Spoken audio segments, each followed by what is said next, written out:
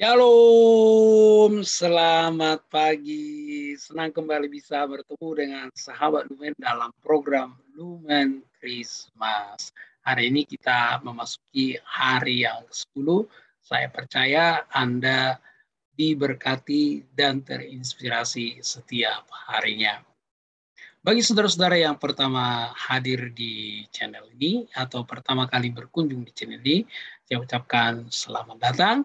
Silakan disimak. Nanti setelah Anda menyimak, ingat untuk menekan tombol subscribe-nya dan mengaktifkan loncengnya supaya tidak ketinggalan video-video terbaru di Lumen Ministry, ya, di Lumen Biblical Ministry.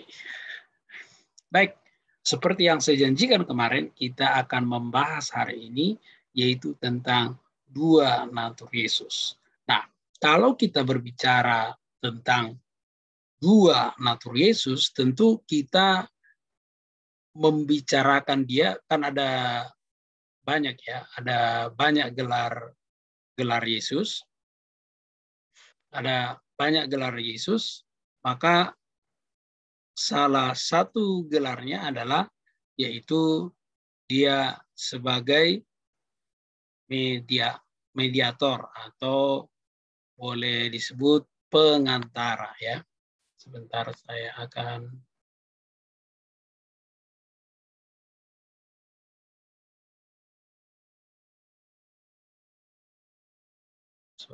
tampilkan. Nah, sebelum kita membahas itu, kita akan sama-sama membuka Alkitab kita dari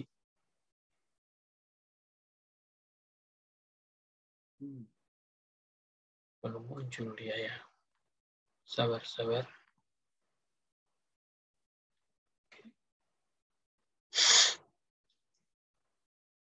Oke, kita akan membuka Alkitab kita terlebih dahulu dalam 1 Timotius 2 ayat 5. Saya akan bacakan untuk kita semua.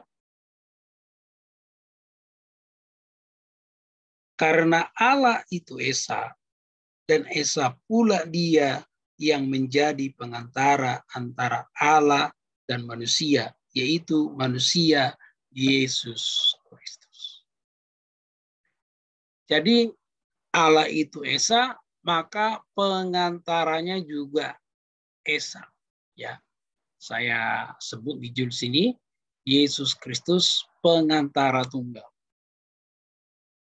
Nah, tentu kalau kita berbicara Yesus Kristus sebagai pengantara tunggal, tentu kita kembali lagi membahas yaitu masalah yang terbesar di dunia ini, yaitu dosa. Dosa yang memisahkan manusia dengan Allah. Dosa ini bukan masalah sepele, ya. Kalau kita perhatikan dalam video sebelumnya saya mengucapkan dosa ini mengakibatkan itu permusuhan darah.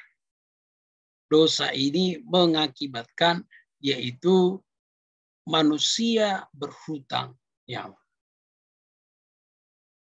Jadi semua orang berdosa berhutang nyawa. Sama seperti Adam dan Hawa. Mereka berhutang nyawa. Mereka yang harusnya mati. Adam dan Hawa sudah mencoba berusaha menyelesaikan permasalahan mereka. Tetapi masalahnya tidak selesai. Sekali lagi, Adam dan Hawa mencoba menyelesaikan, ya mereka membuat baju mereka, mencoba menutupi diri mereka, tetapi itu tidak menyelesaikan masalah. Mereka masih tetap berhutang nyawa kepada Tuhan. Sebelum nanti kalau kita baca dalam Kejadian 3, nanti diberikan solusinya setelah diberikan diucapkan konsekuensinya. Nah, sekali lagi saya mau Anda paham sampai paham di sini bahwa ini sesuatu yang sangat serius. Ketika Adam mengetahui bahwa mereka telanjang, mereka membuat pakaian, mereka berusaha menutupi rasa malu mereka, mereka berusaha bersembunyi dari Tuhan.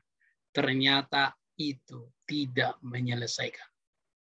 Maka yang mau saya tegaskan di sini, apapun usaha manusia orang berdosa tidak bisa menyelesaikan masalah dosanya.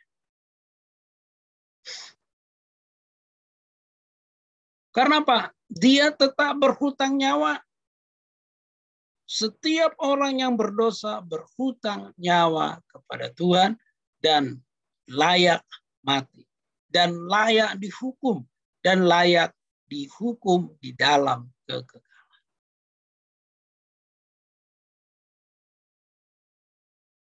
Itu sebabnya kalau kita lihat dalam Kejadian pasal 3, sebagai solusinya, Allah memberikan substitusi, yaitu hewan yang dikorbankan, darahnya yang ditumpahkan, ya. Jadi nyawa hewan itulah yang menjadi substitusi nyawa daripada Adam dan Hawa, sehingga Adam dan Hawa tetap bisa hidup dan memiliki keturunan.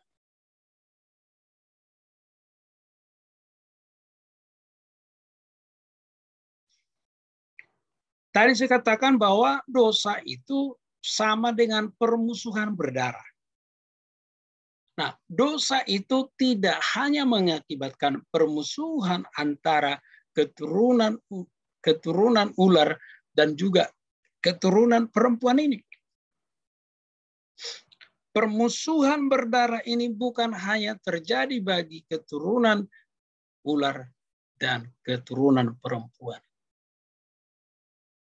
Termasuk oleh karena dosa, Allah tidak berkenan kepada manusia. Manusia hanya layak dimurkai. Dosa itulah yang membuat manusia itu bermusuhan dengan Allah. Jadi kalau Anda perhatikan di sini, ada dua kubu. Yaitu kubu dari Allah dan kubu dari manusia.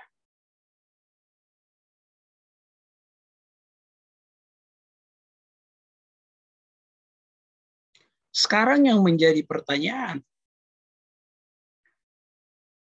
bagaimana? Bagaimana menyelesaikan perselisihan ini?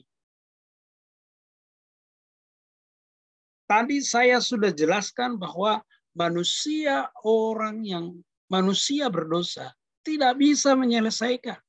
Manusia itu hopeless, manusia itu helpless, manusia itu putus asa, manusia itu frustrasi. Karena apa? Manusia tidak bisa menyelesaikan masalah dosa.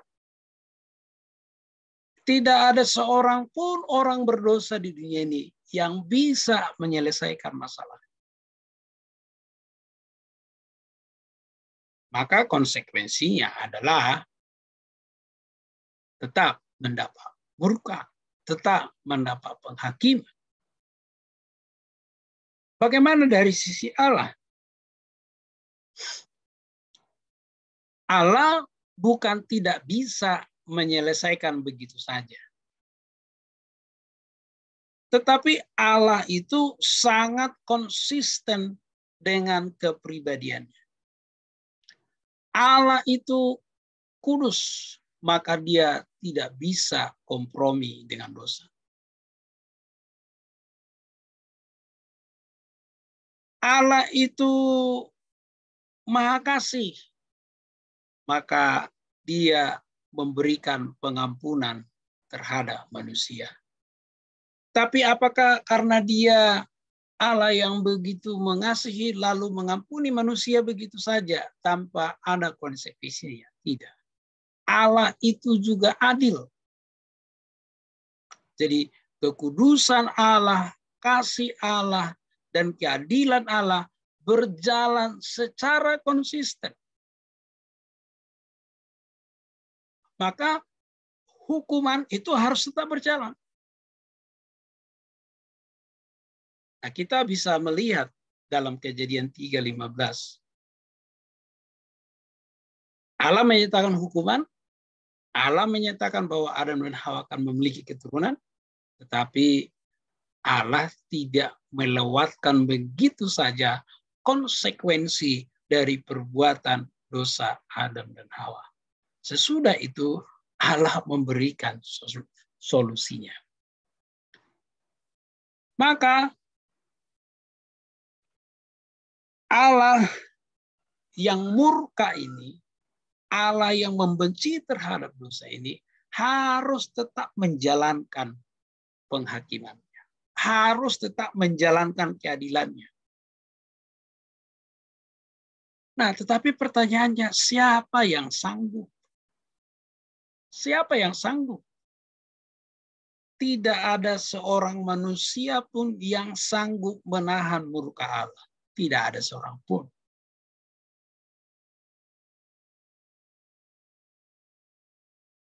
Murka Allah terlalu besar.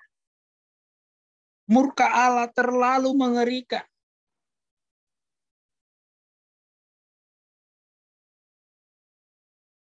Anda bisa bayangkan murka Allah yang besar diperhadapkan dengan manusia dengan yang hopeless. Saya sederhanakan lagi. Anda bayangkan manusia berdosa yang hopeless, yang frustrasi, yang tidak berdaya menghadapi murka Tuhan yang begitu besar karena dosa dan kejahatan manusia.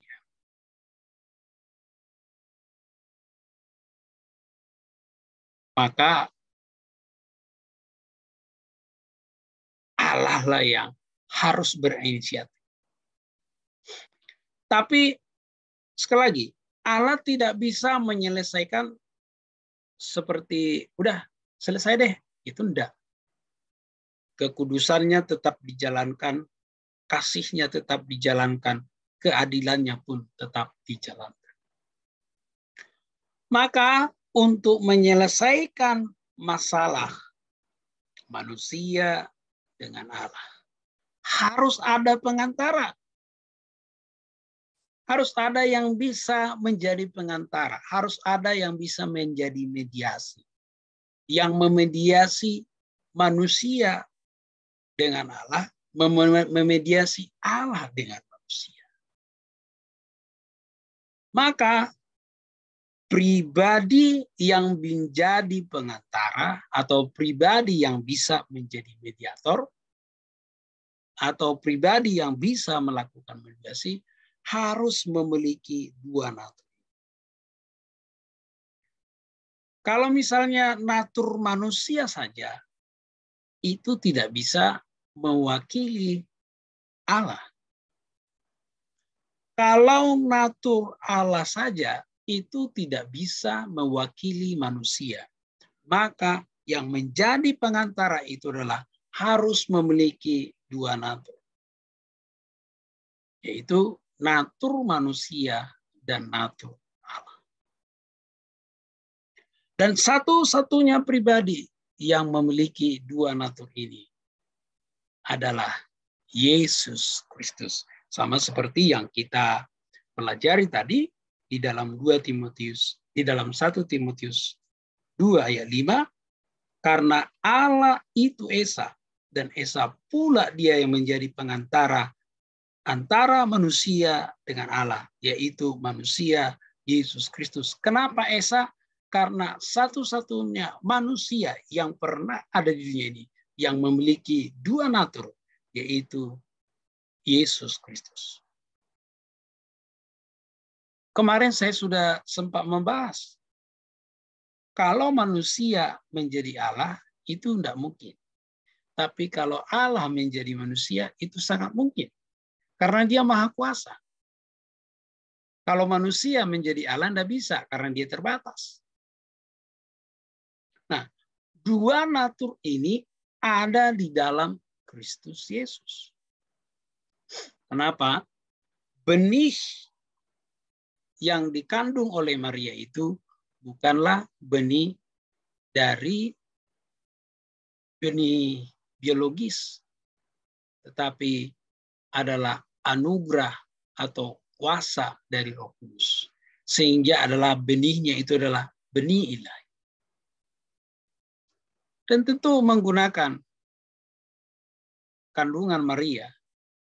Nah, inilah yang menjadikan dia sepenuhnya Allah, sepenuhnya manusia. Tentu sebagai manusia dia membatasi, sekali lagi, dia membatasi kealahannya. Kalau tidak, waduh, semua orang bisa mati. Tidak ada yang bisa bertahan di hadapan kemuliaan Allah. Tidak ada satu orang pun tidak bisa. Satu orang pun tidak bisa. Maka ketika Yesus di bumi hidup sebagai manusia sepenuhnya, tetapi dia tidak pernah berbuat dosa. Dia tidak pernah berbuat dosa.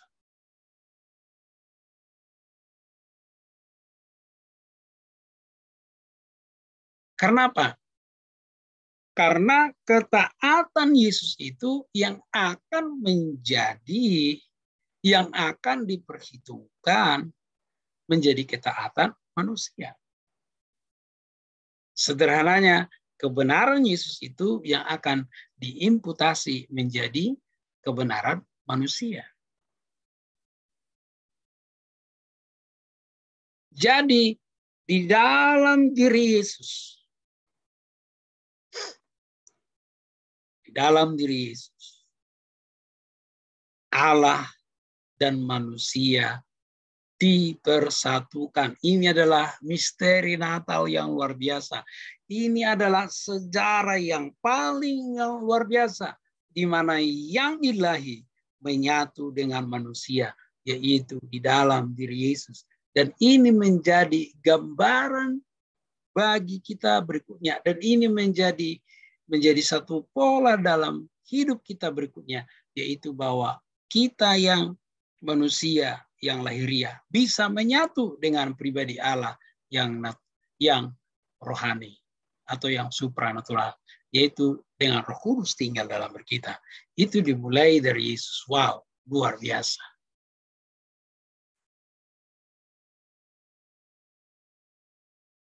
Nah, tadi saya katakan bahwa tidak ada seorang pun manusia yang sanggup menanggung. Maka satu-satunya yang menanggung hukuman dosa itu Yesus. Yesus. Dia menanggung. Oh, apakah karena dia saat itu ada keilahiannya, dia tidak merasakan bagaimana pilunya? Oh, tidak.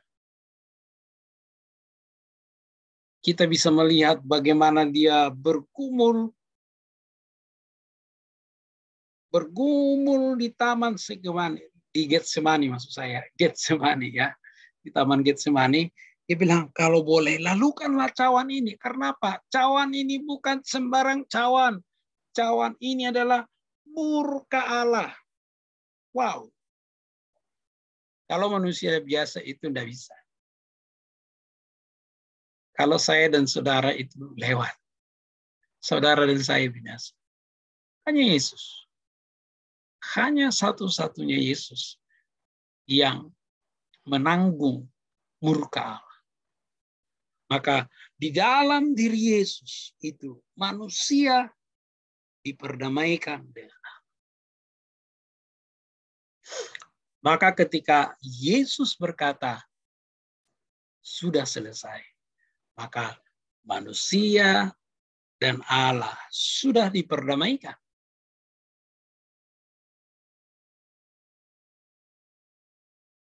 Manusia bisa kembali memanggil Allah itu sebagai Bapa. Kita pun dipanggil sebagai anak-anak Allah. Yohanes 1 ayat. Jadi inilah sebabnya kenapa Yesus itu harus memiliki natur manusia dan juga natur Allah. Jadi Yesus sepenuhnya manusia dan sepenuhnya Allah. Nah, dalam kemanusiaannya Yesus Kristus membatasi kealahannya. Tujuannya supaya apa? Supaya dia bisa memberitakan kerajaan Allah kepada manusia. Supaya dia bisa menyelesaikan, yaitu misi penebusan.